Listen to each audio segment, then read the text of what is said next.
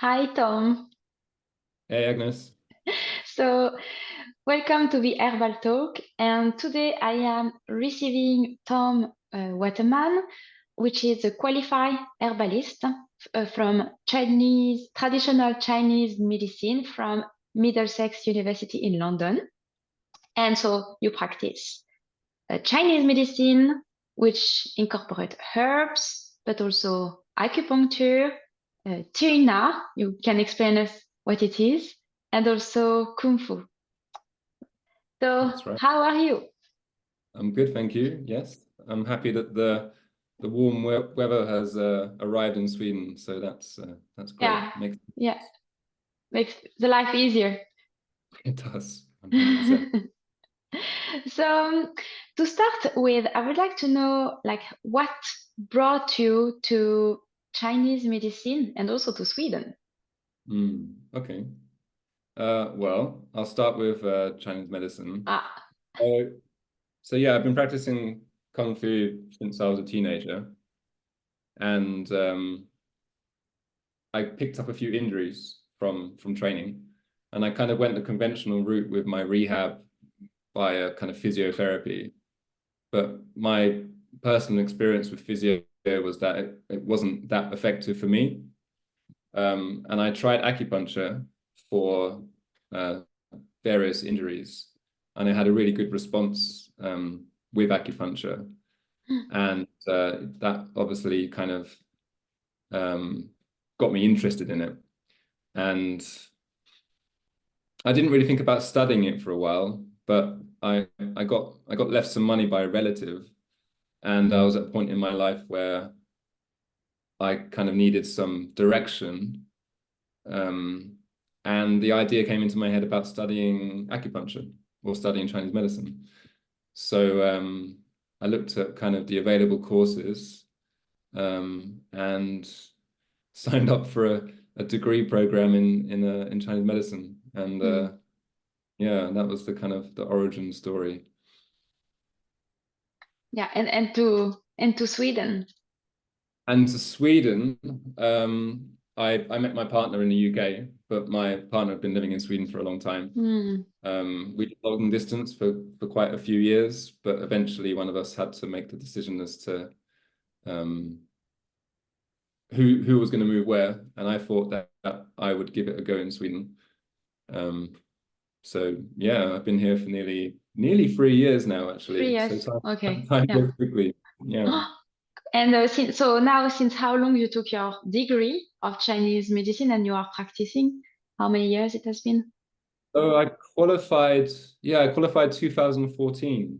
So Mm, it's been about 10 years now, no, which is okay. crazy. Time's gone so quickly. And I pretty much started practicing after I qualified back in Brighton. So the last couple of years I haven't been practicing so much because I've just, been trying to establish myself in Sweden.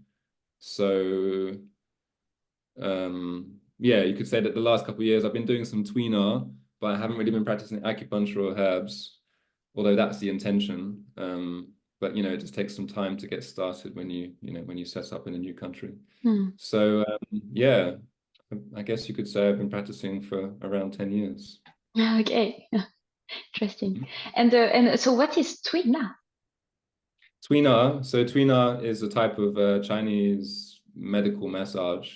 It's kind of one of Ah, the main disciplines of like under TCM. So like you said in your introduction, you have herbal medicine, you have acupuncture, you have Tweener. Tweener means to push and to grasp.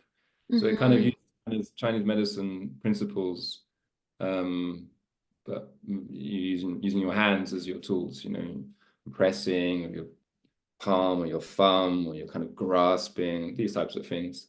Um, yeah, so it's a Chinese medical massage mhm.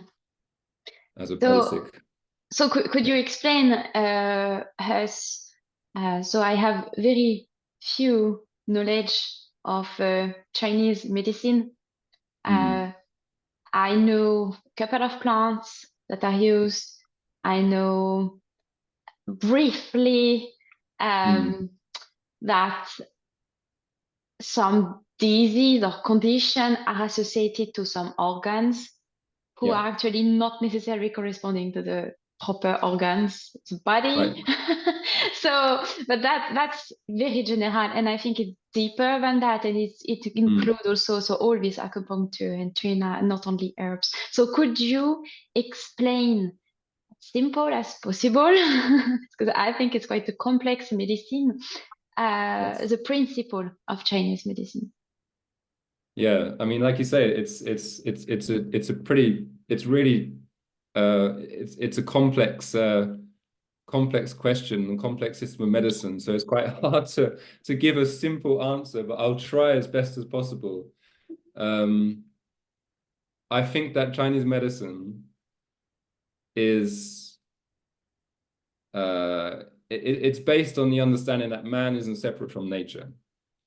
So it's really about living in harmony with nature.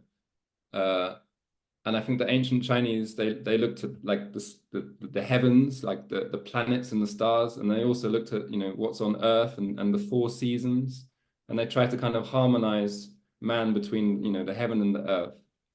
And they had these philosophies, like, you know, you probably heard of like yin and yang, for instance. And then they have like the five elements, or the five phases. And it's all kind of like an understanding of how kind of nature changes. And it's quite, you know, and change is kind of cyclical. I can't say it. So yeah, the understanding is that, you know, what happens in nature also happens, you know, in man. So I can expand more on, you know, what yin yang is and what the five phases are, if you want me to kind of continue. Yeah, sure. Yeah. So I think that everything kind of comes down to yin and yang. So Okay.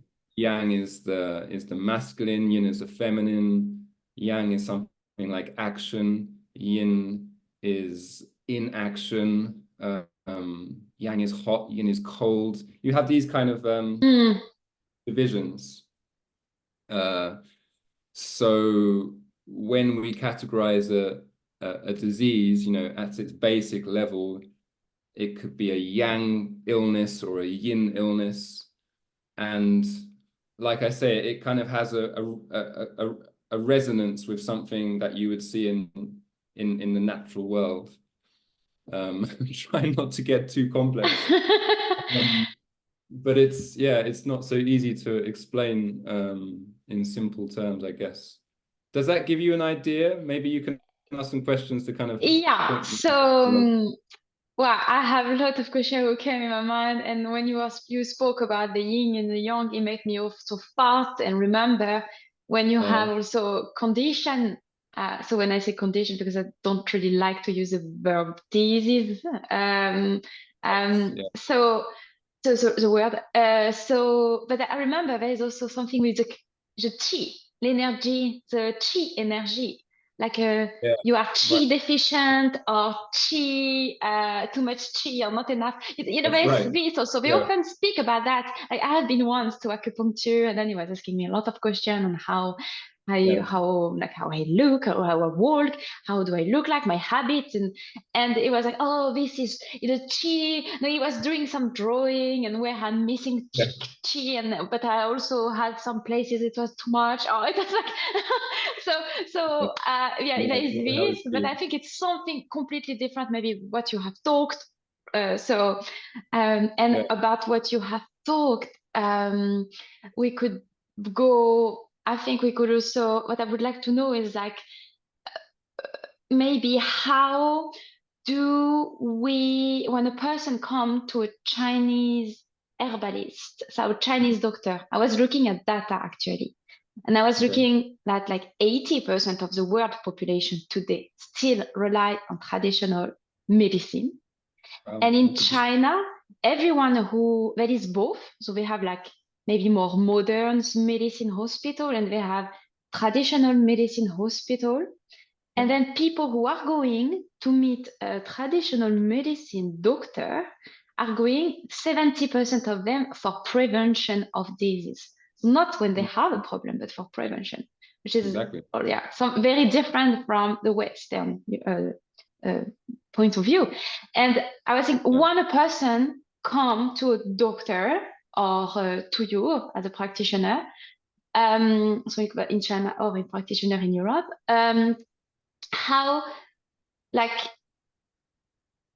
how all what you talked about, the yin, the yang, the harmony in nature, is assessed into the person.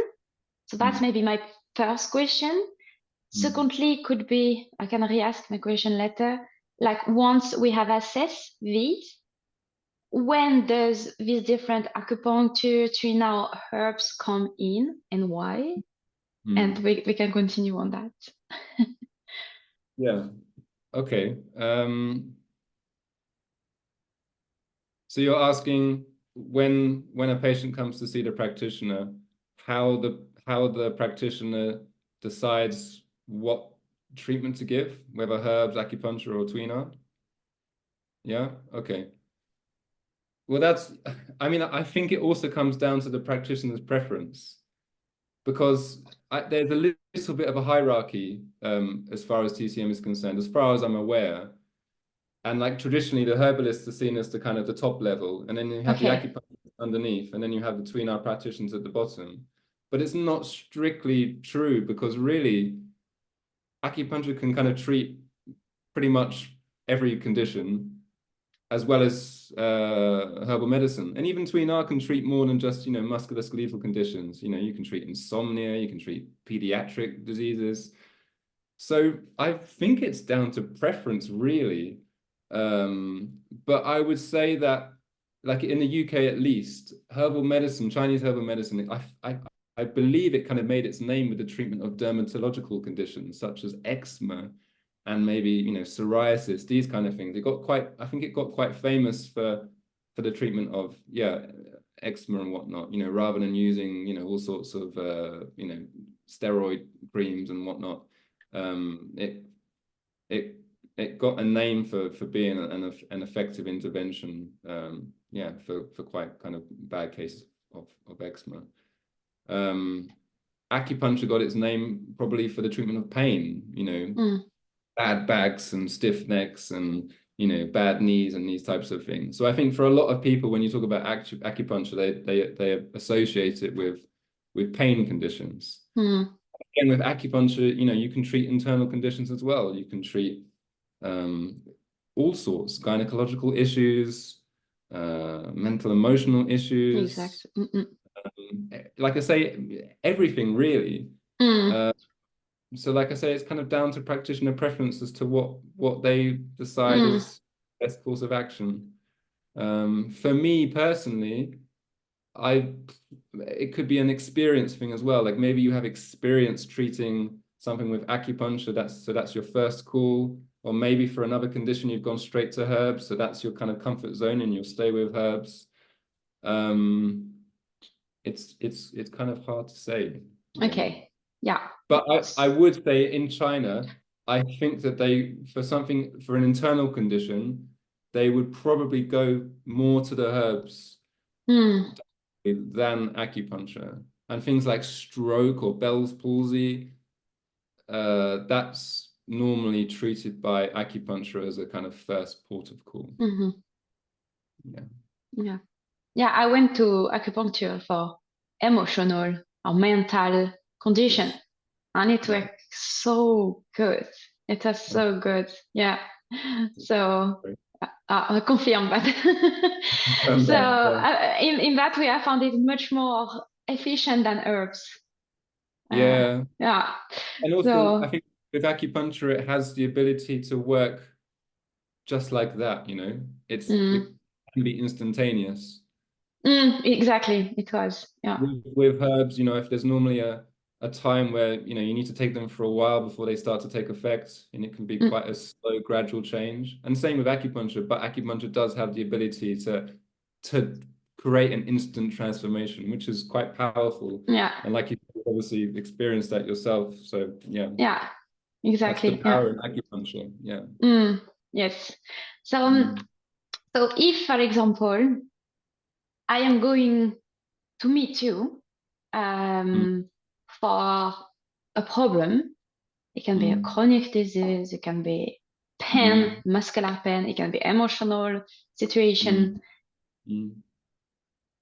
How will you assess what you are going to give me in terms of herbs or in terms of acupuncture?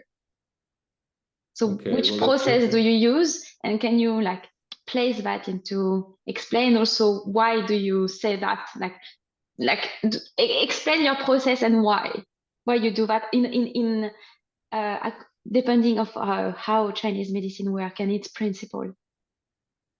So there's a consultation, and the consultation involves looking, listening and smelling, asking, and palpation. So you have to go through that process. So from all of that information, then you would make a diagnosis. So for instance, say you've got pain, you would ask the location, you'd ask what type of pain it is, how long you've had the pain. Maybe if you look, you can see some inflammation. Maybe when you touch, if you press, it's a sharp pain or it's a dull pain. You would feel the pulse, you'd look at the tongue. So all of this information, previous medical history, you kind of put together. And then from that information, then you make a diagnosis according to Chinese medicine, not a Western medical diagnosis. So yeah, from that information derived, there's something called syndrome differentiation in TCM. If we're talking about TCM, because there are different kind of styles of Chinese medicine, right? Okay. But Traditional Chinese medicine. If we're talking about a kind of a conservative TCM, and you mentioned earlier you don't like using the word disease, so we have what we call a syndrome differentiation. And how can I explain that without getting too complex? So you group a symptom into you group a bunch of symptoms into what we call a pattern. So if we're talking about back pain, you could have, if it's an acute back pain, we could describe it via an environmental factor, like something like a wind and a cold invasion. And there would be symptoms to support whether this was a wind disease and a cold disease, which might likely be something maybe more acute. It doesn't have to be, but it could be more acute. If we're looking at something more chronic, then maybe we're going and looking at an organ, like your kidney, for instance. You could say it's a kidney weakness. So in order to support a syndrome differentiation, or a diagnosis, I should say, there has to be a kind of a group of symptoms. So if it's a kidney illness, a kidney disease, we're going to be looking for other symptoms to support this differential diagnosis. So if you have maybe like how can I say, chronic back pain, maybe you urinate very frequently, especially at nighttime. Maybe you have some kind of dizziness, some kind of brain fog, maybe, I don't know. This would kind of help to solidify your diagnosis. But maybe if you have like a wind invasion, the pain, it kind of moves. It's not a constant pain. It moves like the wind, or if it has a cold aspect, it's going to be improved with heat, for instance. Yeah. If it's a heat pain, it's going to be improved by cold. Yeah, something like that. Yeah, that's the kind of thinking, if that makes some sense. Yeah, it seems very complex. It is a complex process. Yeah, it is. So but there's ways to make it simple. There are ways to make it simple as a practitioner. You do want to keep things as simple as possible. I'm just probably not doing a great job of explaining it. How long are the study? for traditional Chinese medicine? How long did you study? Well, in the UK, my course was 4 years, but Okay. it used to be 5 years. Mm. And I think in China, obviously, it's a longer process. Maybe the same as a doctor in the UK. I don't know, maybe 7 years to start with, something like that. Okay, yeah. Mm. Does, when you have this, how do you call it, symptom deficiency or condition deficiency or a disease? How do you call the disease? Well, we do have diseases as well. So you have Yeah, but you use the word. we have syndrome differentiation. So okay, so basically, say you have the disease, yeah. So let's say we have back pain. They call it yao tong, yeah, back pain. But then under back pain, then there'll be the syndrome differentiation. So you have Okay. back pain, the disease, but then you have, back pain caused by a wind cold or back pain caused by a wind heat. Yeah, and then or back pain caused by kidney qi deficiency or kidney yang deficiency or kidney yin deficiency. So they're all the kind of differentiations of that disease. And then if you have like wind cold back pain or wind heat back pain or wind damp back pain or kidney yin, kidney qi, kidney yang deficiency, then that will influence your choice of acupuncture points or your choice of herbs, and you will tailor each treatment to that syndrome differentiation. So you will use warming herbs if it's a cold condition, or you'll use cooling herbs if it's a heat condition. And same with acupuncture points, same kind of idea. Okay, now I understand much better.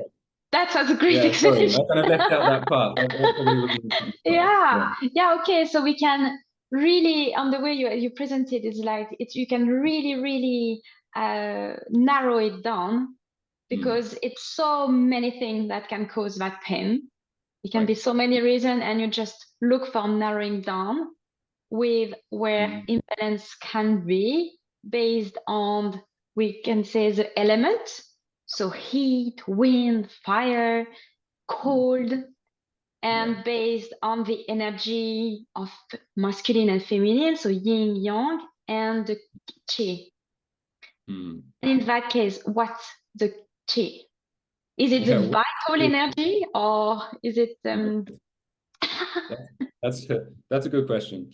Okay, so like qi is everything, right? Qi is everything in the universe. And then qi can condense and create form, or qi can kind of disperse. So everything is qi. But then you can also talk about something like qi as like function. So if you have a qi of an organ, it's the organ's function. So the heart's qi. The heart's qi is the heart's function. It propels blood throughout the body. So there's so many different uses of the word qi, but obviously it gets translated a lot as energy. Yeah, okay. And you can get energy kind of one aspect of qi. I guess when they talk about qi flowing through the meridians, like if you've seen those acupuncture charts, then it's like qi is yang, so it has an activating force. Qi is movement. Qi is behind movement. Qi's complement is blood. So when we talk about qi, we have to talk about blood. So qi is yang and blood is yin. So when we do a diagnosis, we always have to think about the qi and the blood. That's part of the when we feel the pulse, for instance, we're feeling the state of the qi in the blood. When we look at the tongue, we can see the state of the qi in the blood. Okay. Yeah. You want to ask me some more questions? No, I just find it very interesting.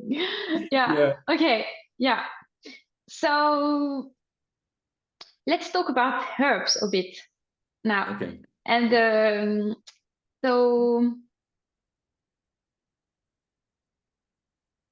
let's say, so there is someone who comes to you and you have identified that herbs is a treatment you would like to choose, or it's one among several. treatment you would like to use. So how do you then like select your herbs? Okay. And so what's their place? How are they used traditionally? Are they used in powder? Are they used in tea? Are they used in tincture, for example? Yeah, can you talk about that? So again, we start with the consultation, and then we have to make the diagnosis. And then when we make the diagnosis, then we have an understanding of the disease, the condition, and then we can choose the formula correctly. So if we're talking about, like, if you get a cold, then again, if we're talking about TCM, we have categories. So if we're talking about a cold, we know a cold belongs to an exterior condition, something from the environment that comes from the outside in. So then we know that we have a category of herbs and a category of formulas to just take that away to treat those conditions. So that helps us, pick our herbs and pick our formulas. So the way that you normally learn herbal medicine is that you learn your materia medica first, and then the next year you learn your herbal formulas, because the way that the herbs are administered in Chinese medicine is they're normally administered in formulas rather than single herbs. Okay. Formula can be quite small. I think there's even formulas with just 2 herbs. But normally I'd say there's probably around, I don't know, maybe around 9, you could say. It really varies. Some formulas have 4 herbs, some have 12 herbs. So yeah, you have a process to guide your choice of formula. Yeah. Yeah, so you choose more formulas than herbs, single herbs, because it could be a choice of several single herbs, and then you make your own formula. Which people do as well. When they make their own formulas, they normally combine different formulas together rather than completely randomly selecting, single herbs. Because if you're doing syndrome differentiation, it's quite rare that even if you divide a disease into 6 different patterns, it's still quite rare that you will get someone who fits the pattern exactly. Yeah. So when you have your formula, you will need to make adjustments to the individual as well.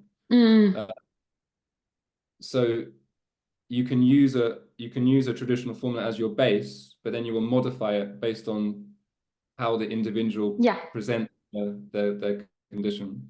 So maybe you'll add 2 herbs, maybe you'll take out 2 herbs, maybe you'll adjust the dosage of some of the herbs in that formula. That's how you can kind of go around modifications. Okay. And you asked about how they're administered. Yes, exactly. Yes. So traditionally I think they call them, I think it's translated as a soup. It's called a tang. So it's like a tea. And I think with Chinese herbal medicine, the dosage is quite high compared to maybe Western herbal medicine. Maybe you can correct me on it if I'm wrong. But say you have 9 herbs in the formula, you could maybe have 10 grams of each herb. And then you would then decoct, you empty your herbs into your pot, and then you kind of, you add water, and then you basically boil them for maybe 20 to 40 minutes. Okay. And then you kind of left with a quite a large serving of herbal tea. Okay. And you need to cook that twice, so that you have one morning serving and one evening serving. Okay. And then you drink your herbal tea, which normally is extremely bitter.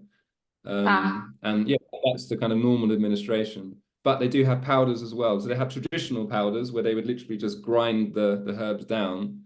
Yeah. But they also, as a more modern invention, they have herbal powders, which are made in a different way, which probably shouldn't go into the details because I'm probably not completely sure myself. But I think they, you know, they heat them up basically to, you know, and then it, you know, recondenses somehow.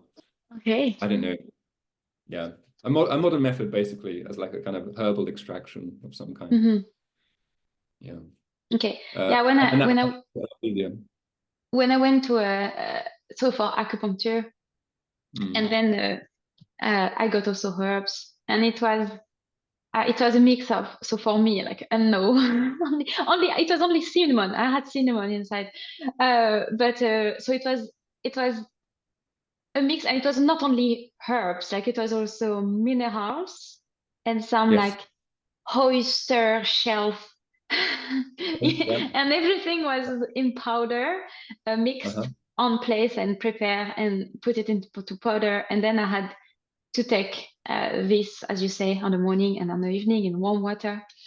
And yeah, it looks really not appetizing. It was like brown and Yeah. not really like tasty. I like also how herbs are named. Yeah, so when we learn the herbs, we had to learn the pinyin. We had to learn, you know, we had to learn the Chinese name. Yeah. But unlike the acupuncture points, they weren't always translated for us. So Mm. what I could say as a kind of a Western practitioner of Chinese herbal medicine is you know, I don't think we have the same familiarity as a, you know, as a Chinese practitioner would with the herbs, you know, because they become almost like we see it on a, you know, on a textbook, and we, you know, can read about the herb, but we don't necessarily have that more intimate connection with it. Do you see what I mean? Like you would if you grew up with that herb, you know, in your day-to-day life. And then not speaking the language, you know, it's quite hard to then, you know, memorize the actual meaning of it, of the herb's name, when you have, you know, quite a lot of herbs to try and remember. But I think, like you say, like, you know, the name of the herb will basically describe what the plant looks like in most cases. So like ma huang is like one of the first herbs you learn. And I think ma huang, it just kind of means big yellow. As a kind of Okay. description of the plant, it's ephedra. Ma huang is ephedra. So yeah, no, I wish I could say more about that, but it's not, Ah. unfortunately, it's not my speciality. Ah. Yeah. There was a book I remember called Herbal Legend. So each herb has like a legend to try and help you remember the properties and the nature of the plant. Mm. So that was interesting. So, you know, rather than it just being so dry, you know, and Yeah. just in a textbook, there's a whole story behind the herb's use Yeah, and that's nice. the use. Yeah. So I don't think the name of the plant was actually helpful in learning. Ah. And unless sometimes a name just sticks in your head, just but Mm. for no reason. You just like the sound of the name maybe. But I don't think it was necessarily the name of the plant that helped me learn it. It was more, maybe you would see it used regularly more than other herbs. So, you know, when you see like a herb like dangui, for instance, you know, you seem to it gets, you know, it's a common herb and it gets used in a lot of different conditions. So So which one it is? you start to see the repetition of this Ah. herb, you know, in all of these different cases. So, you know, it starts to stick out. So it, So which one is Dong Hui? Like, do you also learn the Latin name, I guess? Or we don't have to learn the Latin name, but we do. ah, okay. The Latin name is listed. Aha, okay. So, do you know what the Latin name is escaping me right now? Or do you know I will so you I don't will know find it. the like how we call it in Western? No, Aha, we okay. learn it. We learn it all in Pinyin. And I went for a lecture at Kew Gardens, and they were very keen on everyone adopting the Latin naming system because they thought that there was a problem of misidentification of herbs if you go by a common opinion name. Yes. Yes. But no, but I think as a Chinese herbal practitioner, you have to learn the pinyin. Otherwise, you're not, you're practicing a kind of strange variant. You need to be familiar with the Chinese names, in my opinion. But why can't I think of the Latin name of Dangui? Give me 1 second. Yeah, Chinese Angelica. It's the root, Chinese Angelica. Okay. Angelica sinensis. Angelica sinensis. Yeah. Yeah, sinensis, Chinese, right? Yeah. Yes. So So I guess a plant common must have common point with Angelica archangelica, which is like the Angelica here. So how do you use the Angelica sinensis? So it's normally associated with it's a herb for the blood. So it can have an effect on nourishing the blood, but it can also move the blood.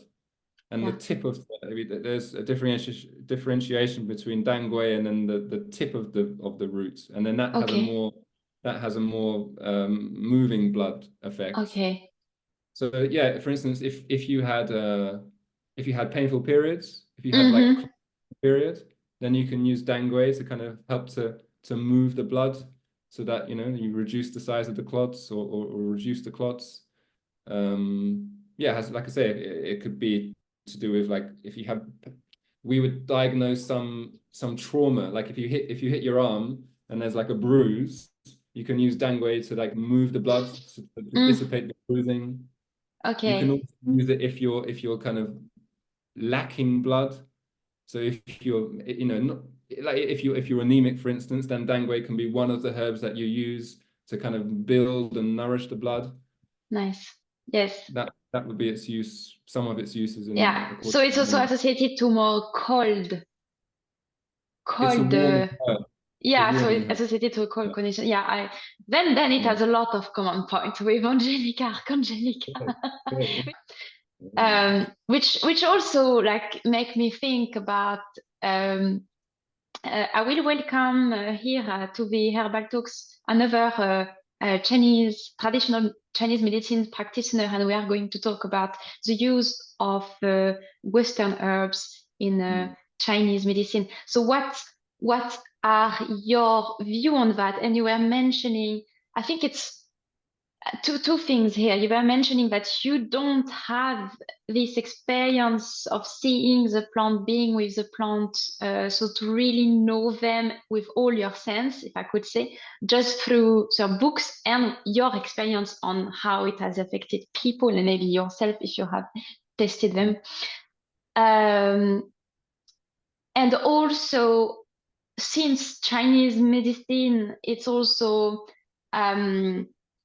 putting human as a part of and in harmony with nature and seasonal change and natural cycle, could it make sense also when you are not in Asia to introduce plants who fit to the person's natural environment?